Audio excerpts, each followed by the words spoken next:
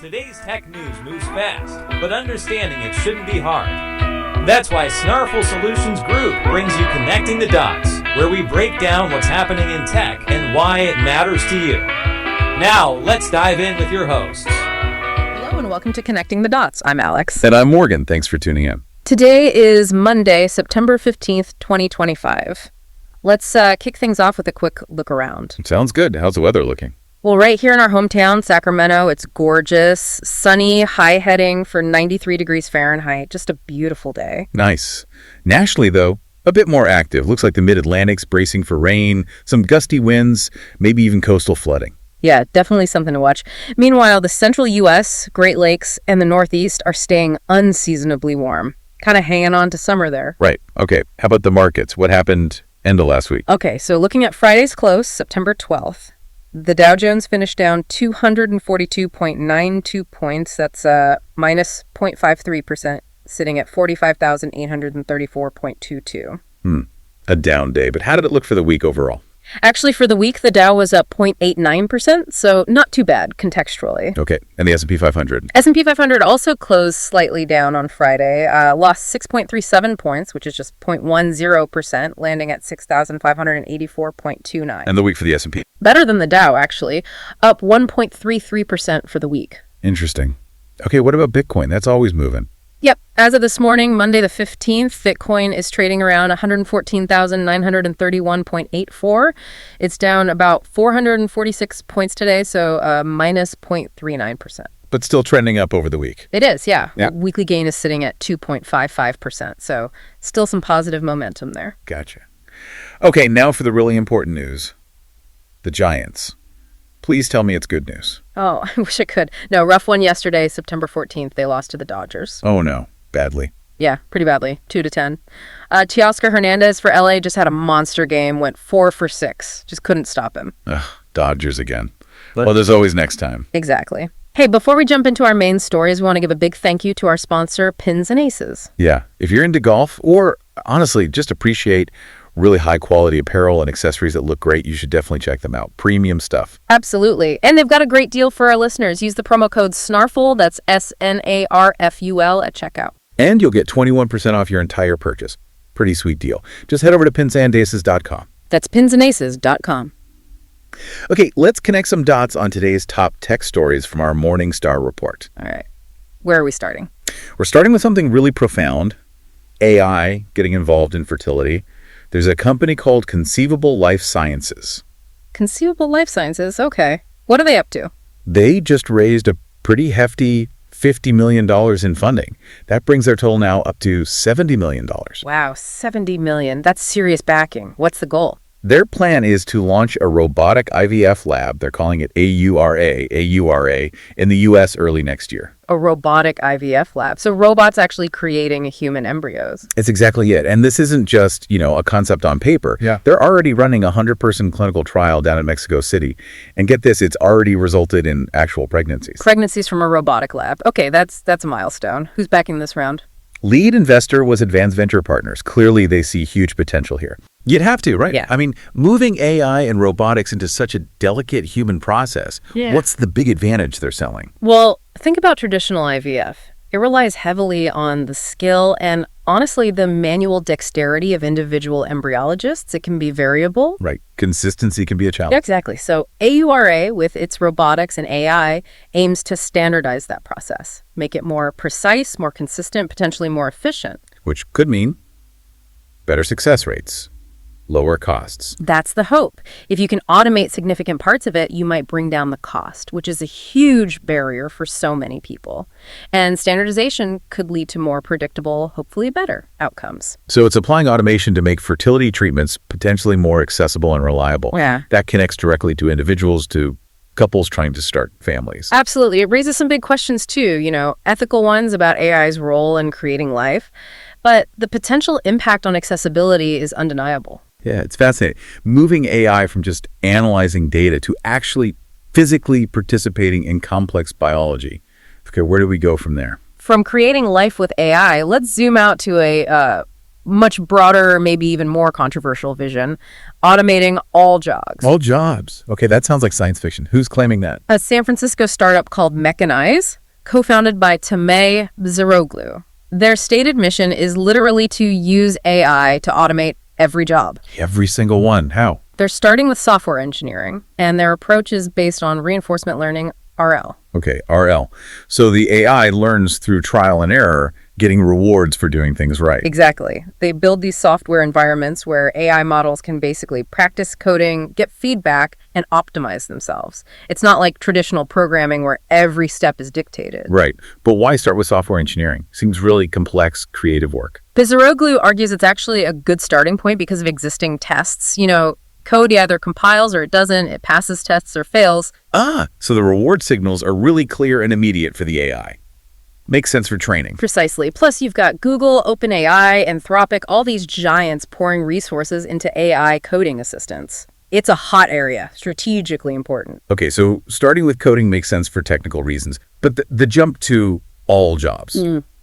What's the timeline on that? Are we talking next year? No, not immediate. He says full AI replacement for human software engineers might take a decade or more, and automating all jobs is seen as a much more gradual process, playing out over decades. Decades, okay. So what's the economic thinking behind this, if AI does all the work? Their vision is that AI offers scalable labor in a way humans don't. Human population grows, 2 or 3% a year? AI labor fueled by compute power could theoretically scale much faster. So more AI labor leads to more economic output, which gets reinvested in more compute, creating more AI, a kind of exponential growth loop. That seems to be the idea, generating, as they put it, enormous amounts of value for society. But enormous value for whom? What happens to human workers, to income, if labor isn't needed? That's the huge question. Right, and Bziroglu seems to welcome that debate. He points towards something like Norway's sovereign wealth fund. The Norway model, where oil wealth provides a high standard of living. Yeah. His point is basically that society could potentially shift to a model where everyone benefits from the wealth generated by AI, maybe leading to even higher living standards without traditional jobs being the main source of income. That's a massive societal restructuring. Comparing Norway, a small resource-rich nation, to, say, the U.S. economy. Yeah. It's a big leap. Does he acknowledge the challenges? He does. He mentions a concern about collapsing history, technology changing so fast that society can't adapt, potentially leading to more crises, instability, an abstract worry, but one he thinks is relevant. And he must see some jobs as harder to automate than others. Definitely. He makes a distinction. Desk jobs.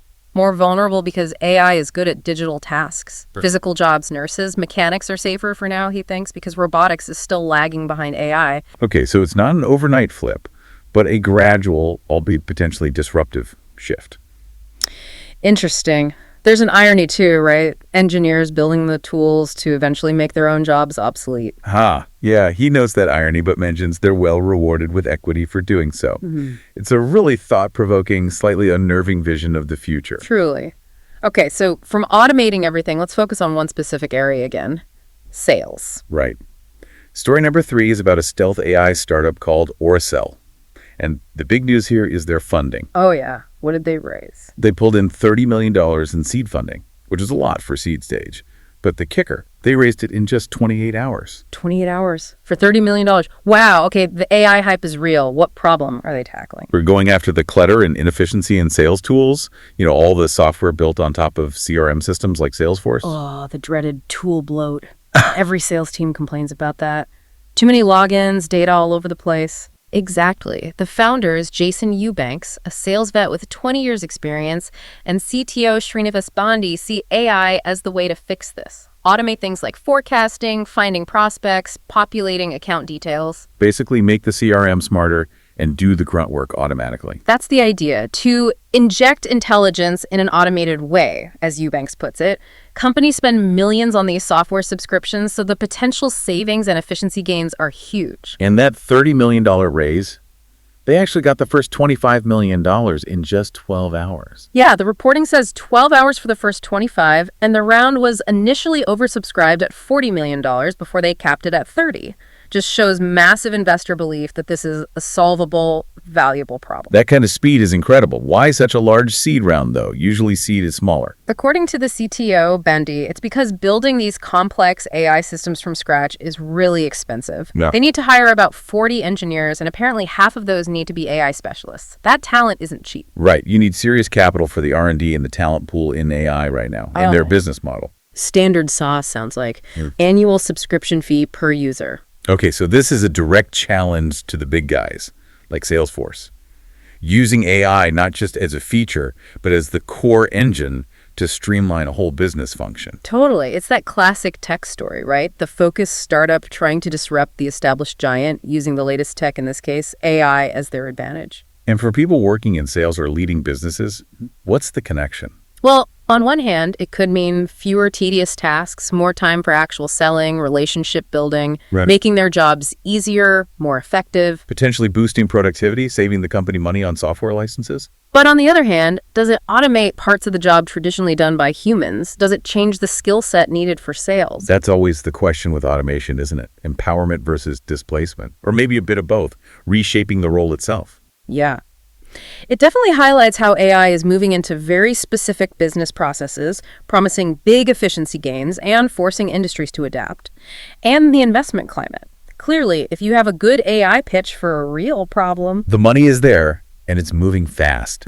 Very fast. It makes you wonder how long incumbents can rely on their old platforms without a fundamental AI shift. It really does. So quite a journey today. Definitely. From the creation of life to the potential automation of all labor down to streamlining the daily grind of sales. We saw Conceivable Life Sciences using AI and robotics to potentially revolutionize IVF, making it more standard, maybe more accessible. Then Mechanize, with that incredibly ambitious decades-long goal to automate every job using reinforcement learning, starting with software engineering, challenging our whole economic structure. And finally, Aurasell raising huge money incredibly fast to use AI to cut through the complexity and cost of sales software, taking aim at giants like Salesforce. The common thread here is AI moving beyond simple tasks.